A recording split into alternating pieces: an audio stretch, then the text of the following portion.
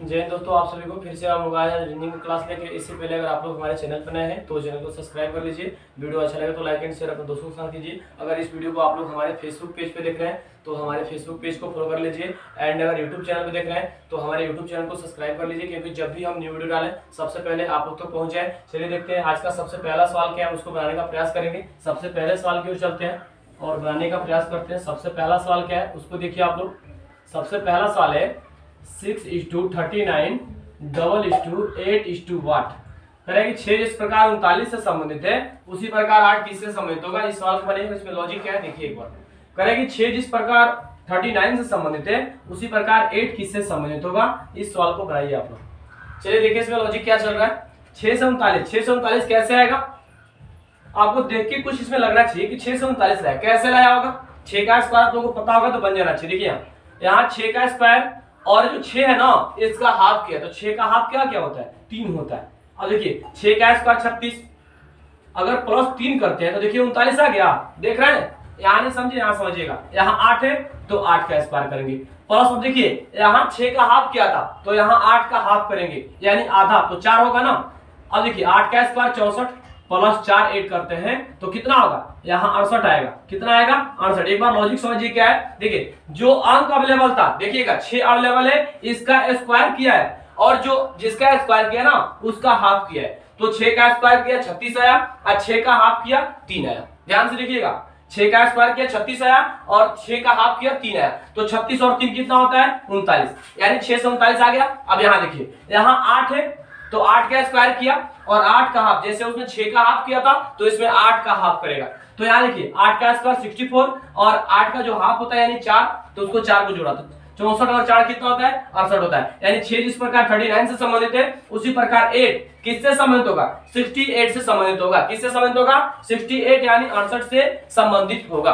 Clear. अगले सवाल में चलिए अगले सवाल में चलते हैं और अगले सवाल को आप लोग देखिएगा और बनाने का प्रयास कीजिएगा। चलिए अगले सवाल को ध्यान से देखिए। तो अगला सवाल क्या है 4:256 3:1। चलिए इस सवाल को बनाने का प्रयास कीजिए और इसमें देखिए लॉजिक क्या है। कहेंगे 4 जिस प्रकार 256 से संबंधित है उसी प्रकार 3 किससे संबंधित होगा। इस सवाल को आप लोग बनाइए।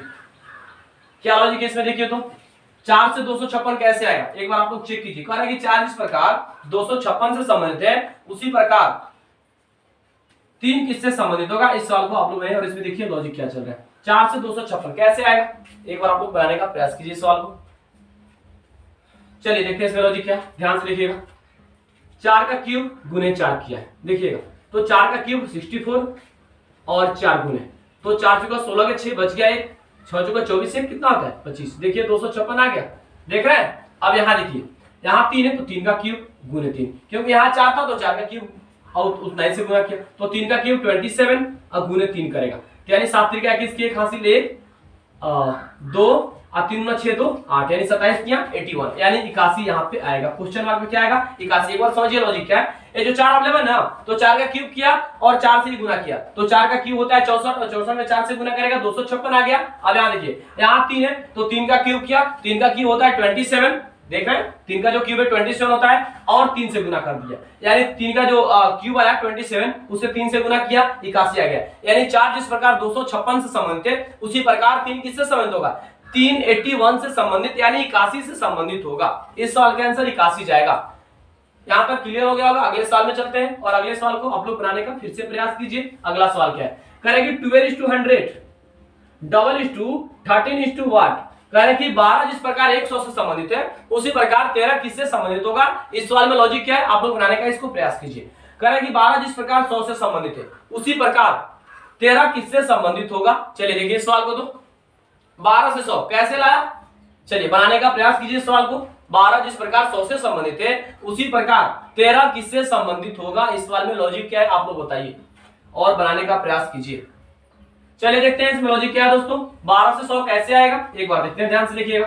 देखिए यहां जो 12 दिया था ना तो 12 का स्क्वायर और -44 देखिएगा ध्यान से। इसमें माइनस कितना किया है ध्यान से देखिएगा। यहां देखिए तो 12 का स्क्वायर 144 और -44 करेगा तो कितना 100 आ जाएगा। देखिए तो देख रहे हैं, यहां नहीं समझे यहां समझिएगा अगले स्टेप में। यहां देखिए 13 का स्क्वायर -44 उसमें तो -44 इसमें भी।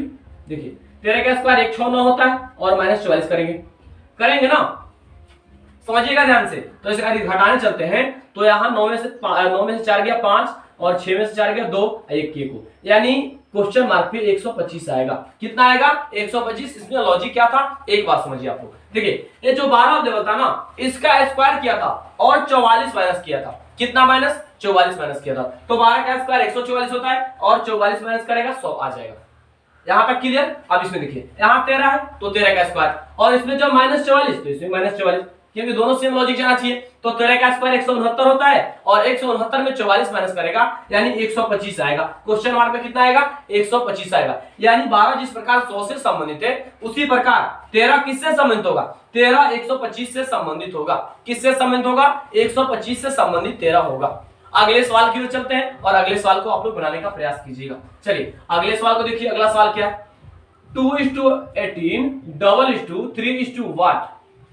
कह रहे कि 2 जिस प्रकार 18 से संबंधित है उसी प्रकार 3 किससे संबंधित होगा? इस सवाल को बनाने का प्रयास कीजिए। 2 से 18 कैसे लाया एक बार देखिए तो आप लोग।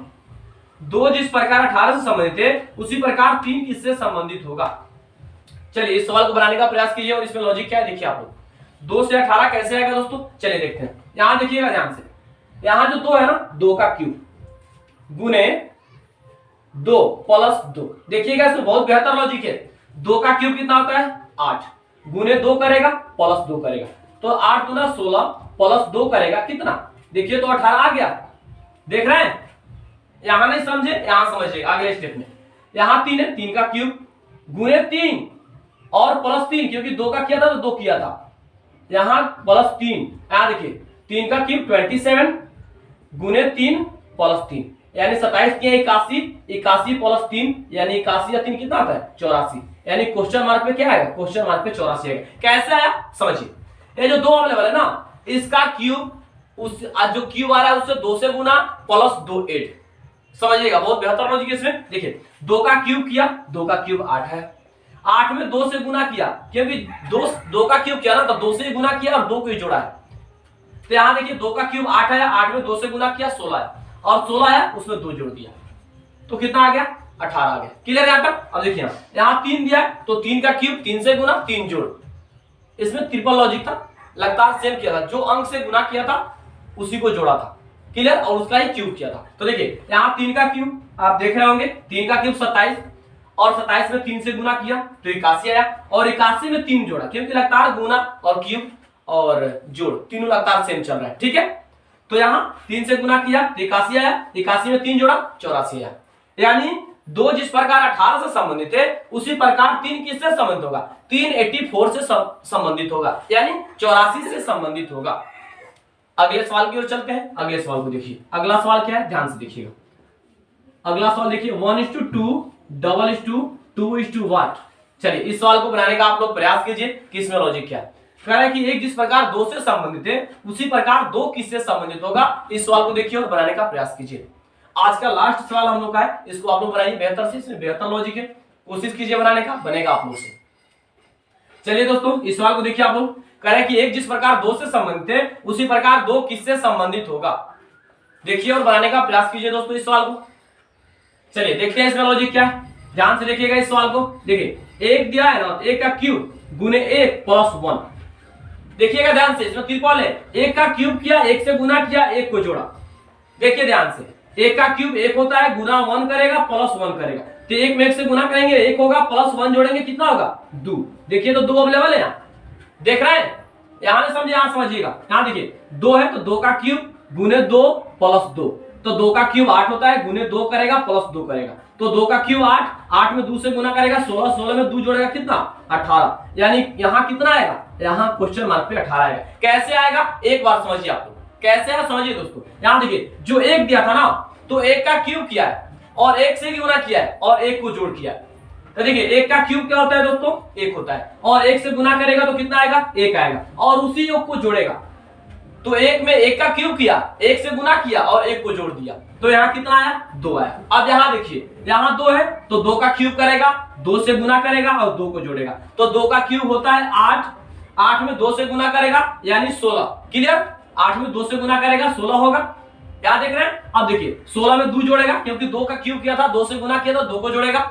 अब 16 में 2 जोड़ेगा यानी 18, यानी क्वेश्चन मार्क पे कितना आएगा? क्वेश्चन मार्क पे 18 आएगा। यानी एक जिस प्रकार 2 से संबंधित है उसी प्रकार 2 किससे संबंधित होगा? 2 18 से संबंधित होगा। आज का लास्ट सवाल हम लोग का यही था। इससे पहले अगर आप लोग हमारे चैनल पर नए हैं तो चैनल को सब्सक्राइब कीजिए, वीडियो अच्छा लगे तो लाइक एंड शेयर अपने दोस्तों के साथ कीजिए। अगर इस वीडियो को आप लोग हमारे फेसबुक पेज पे देख रहे हैं तो हमारे फेसबुक पेज को फॉलो कर लीजिए, एंड अगर YouTube चैनल पे देख रहे हैं तो हमारे YouTube चैनल को सब्सक्राइब कर लीजिए, क्योंकि जब भी हम न्यू वीडियो डालें सबसे पहले आप लोग तक पहुंच जाए। आज का हम लोग का लास्ट यही सवाल था।